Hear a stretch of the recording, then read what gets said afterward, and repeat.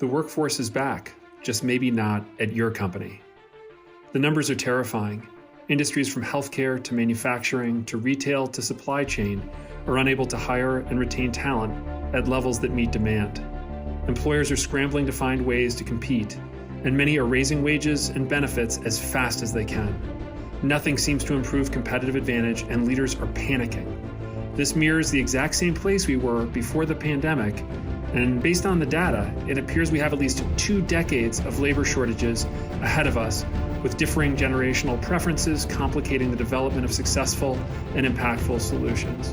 Because of this, talent strategy is critical and must be reimagined to focus on areas where management teams can actually make an impact, not on social realities out of their control.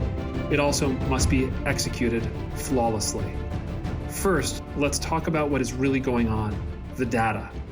52% of 18 to 29-year-olds are living at home with at least one parent. They stand to inherit wealth measuring $68 trillion from their parents by 2030. Boomers are now the wealthiest generation in history, with an average of $1.2 million in assets. These statistics were not very different from in February 2019, before the pandemic, when 47% of 18 to 29-year-olds lived at home.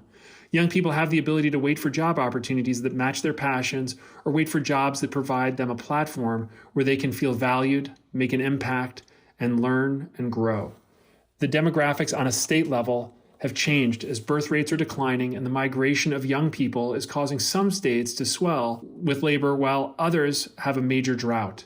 States like Nevada, Texas, and Utah are seeing at least a 25% increase in population under the age of 25, while states like Michigan and Illinois are losing at a rate of 14% and 13% respectively. Predictable, ethical, and social constructs, including social behaviors, are a thing of the past. The combination of social media and the rapid decline in organized religion means we are less certain about what comes next. In 2000, approximately 70% of Americans were a member of some organized religion, including a temple, a mosque, a church, or a synagogue. Today, that number is less than 50%. Organized religion creates a more predictable pattern of social behavior, and it is radically shrinking. Birth rates and marriage rates are also at historic lows, and statisticians are debating whether these behaviors are delayed, meaning people will eventually get married and have children, but at an older age, or whether they will engage in these activities at all. With all of these demographic realities allowing for low labor participation, management teams continue to struggle to focus on areas of impact. Even as labor participation has come back to the levels before the pandemic, we still have an awful lot of jobs to fill. The realities of the labor situation continue to frustrate. We must design and implement a talent strategy that addresses these new realities with the proper tools to govern this new complexity so we can execute on it flawlessly. If not, we will lose talent to competitors fighting for those same resources. So there are 4 major points of companies that are failing fast in the talent war. They're losing. Number 1 is called hijacking. This happens before people even make it in your front door. Prospective employees searching online for a job at your company are met by a wide range of suitors, most of them working against you. Indeed.com, Glassdoor.com, ZipRecruiter, and even LinkedIn all want to run the hiring process and will redirect applicants to different jobs at different companies, even if they started the process searching for you. Often the compensation data is outdated, and many of your job listings may show up as no longer available once the applicant works through the entire process. This means talent may not even make it to the application stage of the process. Slow response rates is number 2. With the amount of opportunities available, job seekers will not wait for slow responses. Responding within 24 hours to an inquiry is critical, if not faster, and the application process must be fast and easy. Those looking for a job do not want to wait weeks for their first paycheck, and so getting them to day 1 as a new employee is critical. Number 3 is poor onboarding. With high turnover, training departments are overwhelmed as the quality of candidates is deteriorated and large groups are being introduced into the culture to try to stem the flow of departures, often perpetuating and accentuating the turnover trend. Training departments are typically not designed for this level of onboarding volume, and employees are not trained properly or given mentors who can engage with them effectively. This causes higher short-term turnover as new hires see a lack of investment in their success as indicative of what their future might look like.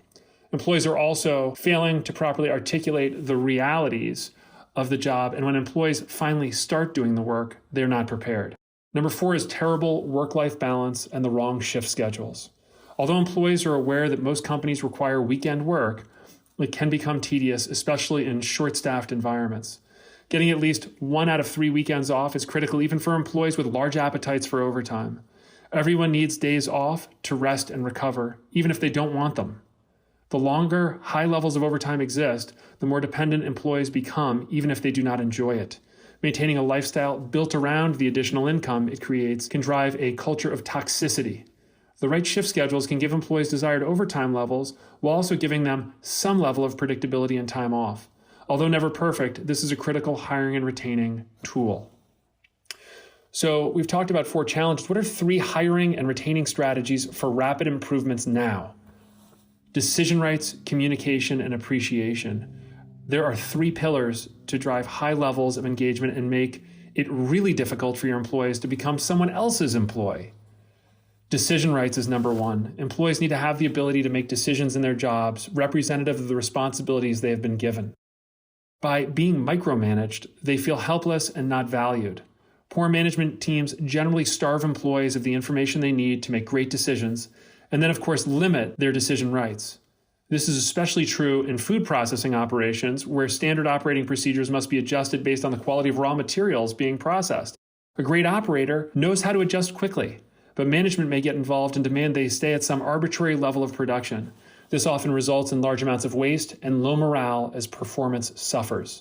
Decision rights at the right level generally drives higher levels of performance as well, but it also demonstrates that employees are valued.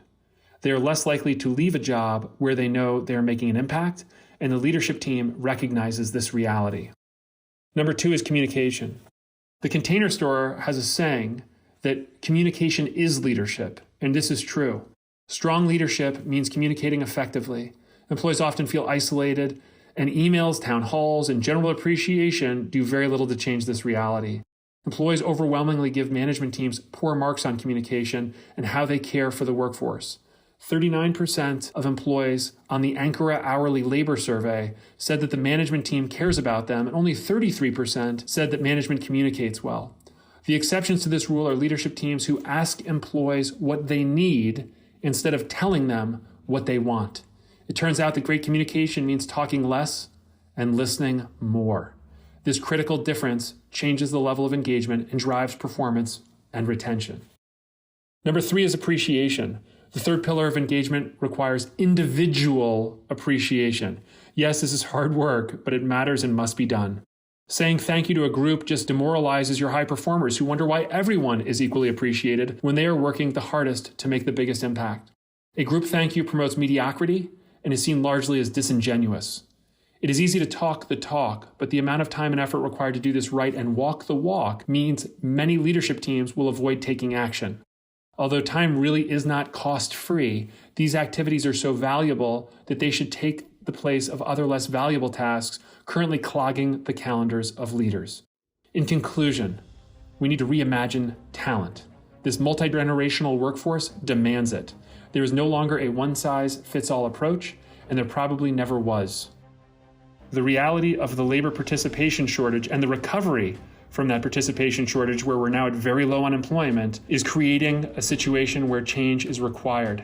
Leadership teams must change. Fix the 4 ways most companies are failing fast and start rapidly improving with the 3 ways to win now.